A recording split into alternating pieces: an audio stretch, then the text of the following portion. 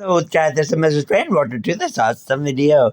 In this video, we are going to be reacting to teens gone crazy after getting life sentences.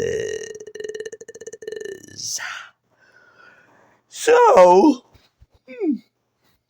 I want to see some crazy teens.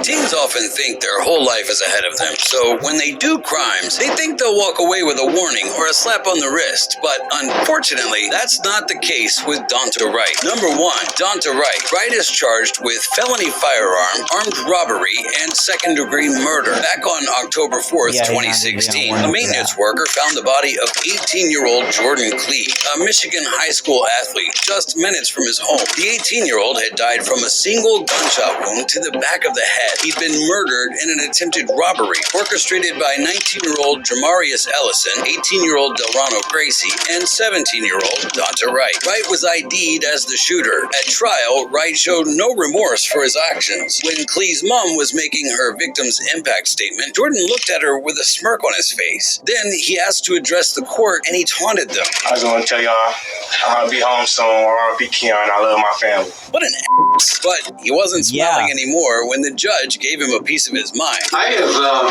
never in 23 years approximately ever not accepted a sentence agreement between the parties because it's bargained for, sentenced by the parties. But watching you sit there, smile and laugh and shake your head like this was no big deal, I'm very tempted to just say I'm not going to accept this sentence agreement. We'll go to trial, and if you're convicted of felony murder, you'll go to prison for the rest of your life. That means you'll die there.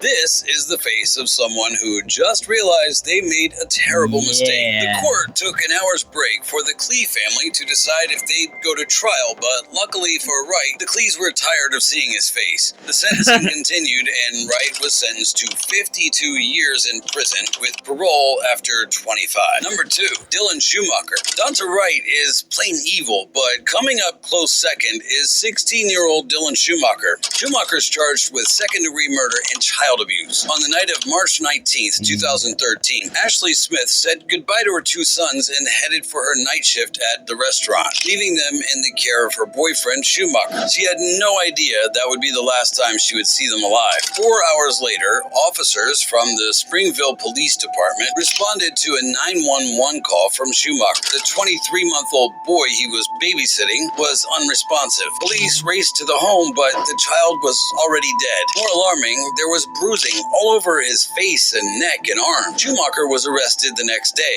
It turned out that night, Austin had cried until it upset Schumacher, so he covered the 1-year-old's face with a pillow and beat him to death. At his sentencing, Schumacher walked into the court, broke into tears, and apologized to his ex-girlfriend. It was a touching moment, but the judge knew something he didn't. Details of what Schumacher had been up to that night also came to light. The 16-year-old blonde had no more fake tears to cry. He was sentenced to 25 years to life. Number 3, Thomas T.J. Lane. Schumacher's fake tears is the worst acting on the list, but just wait and see what Thomas T.J. Lane gets up to in court at his trial. Lane is charged with aggravated murder, attempted murder, and felonious assault. On the morning of February 27th, 2012, students of Chardon High School in Chardon, Ohio were gathered in the cafeteria for breakfast when mayhem broke out. The shooter was chased out by a brave coach, but 3 students would die and another 3 sustained injuries, including Nick Walzak, who now has to use a wheelchair. Witnesses identified the suspect as Thomas T.J. Lane. He was a former student at Chardon and had a personal rivalry with one of his victims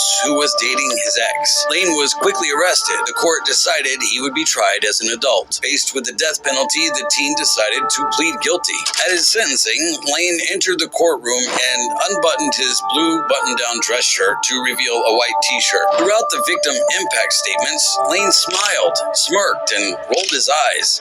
After being sentenced, the judge asked if Lane had anything to say. The unrepentant boy said that he did, while giving the middle finger to the victims' families and the courtroom. He was sentenced to 3 life sentences, but that wasn't the last we'll hear of Lane. A year later, he was all over the news again. Lane had escaped from prison along with 2 other inmates, but his run lasted only 6 hours. He was moved to a maximum security prison where he only gets an hour in the courtyard. Number 4, Nicholas Lindsay. T.J. Lane's lack of remorse almost got him a worse prison sentence. So maybe he should have gotten some advice from Nicholas Lindsay, who wrecked his chances at a shorter sentence because of his bad attitude. The 16-year-old is charged with first-degree murder. On the night of February 21st, 2011, Officer Dave Crawford with the St. Petersburg Police Department in Florida responded to a call of a suspicious figure near Tropicana Field Stadium. Crawford spotted the suspect, got out of his vehicle, and a few seconds later, all hell broke loose. Officer Crawford was found with multiple gunshot wounds while reaching for his notepad. He died on the spot. 200 officers poured into the city for a manhunt. Invariably, 16-year-old Nicholas Lindsay was arrested, but he continued to claim that he was innocent. But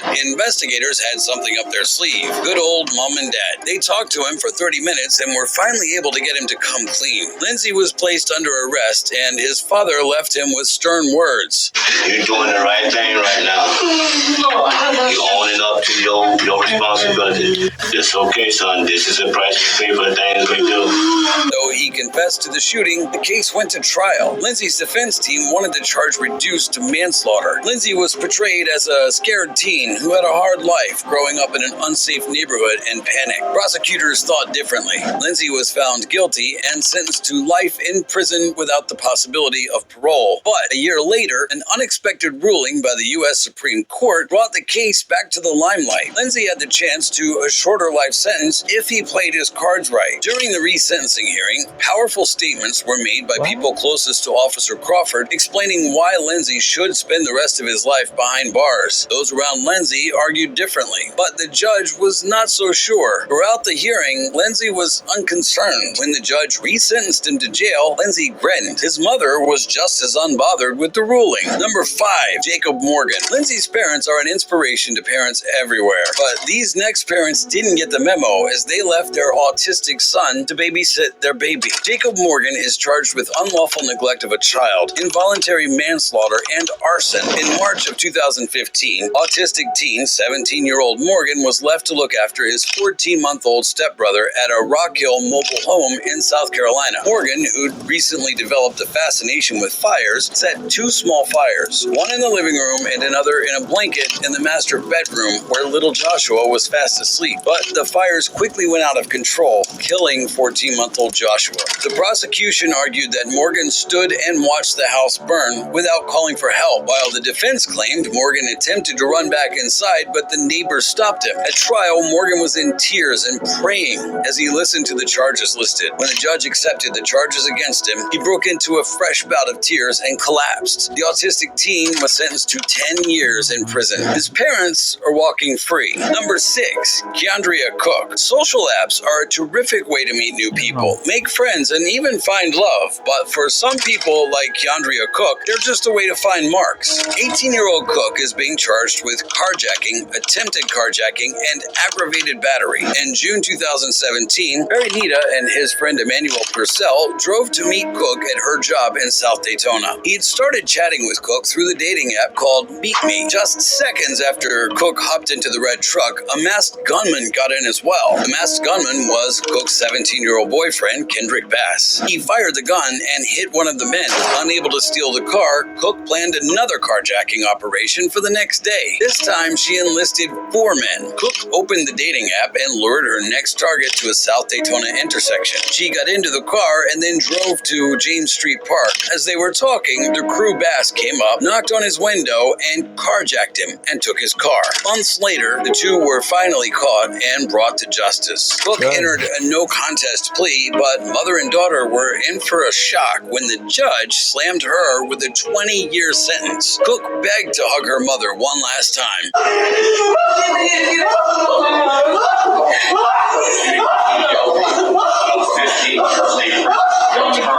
But was led away in cuffs. Later on, it came out that they did have a right to be shocked. The attorney had told them something completely different. Yeah, obviously she's not going to prison. She had no prior record. So, she's looking at probation or community control. Based on that information, her case was reopened. Invariably, Cook was sentenced to 11 years in prison. Number 7, Shondell Jackson. When Rashetta Jackson saw the murder of Nathan Potter on the news, all she felt was pity for the victim and his family. family. Little did she know that it was her son who had committed the murder. This is Shondell Jackson. He's charged with first-degree intentional homicide and robbery. It started on the 6th of July, 2009, when the 21-year-old University of Wisconsin-Milwaukee student Nathan Potter was walking to his River West apartment off campus after a night out when 19-year-old Jackson and his friend, Derek Thomas, accosted him and demanded for money. When Porter said he wasn't carrying any money, Jackson shot him in the chest, killing him. Jackson went on the run and hid with family in Mississippi, but his uncle, Gerald Hawkins, was not having it and he tipped the police. At trial, Jackson showed no remorse or sorrow for his crime and was gesturing at the Potter family with his middle finger and even smiled at them when he was escorted out of the courtroom. But the winning smile was gone when it was time for sentencing. That didn't help him, as Jackson was found guilty and sentenced to life in prison with no chance of parole. Jackson screamed obscenities and freaked out. It took deputies tackling him to the ground and pepper spraying him to get him out. Jackson's family members joined in yelling at the victim's family. Guess it runs in the family. Wow, guys, was just wow. That is stupid. Right. But guys, that would be it for the video. If you guys like the video, don't forget to subscribe. Don't forget, we are so close to 1,000 subscribers. Hopefully we can get it in November sometime. That would be the best 21st birthday present, by the way. Hitting 1,000 subscribers. So saying. So that would be all for the video. And I guess I love you guys all.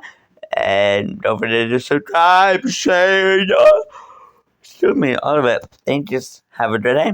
Bye.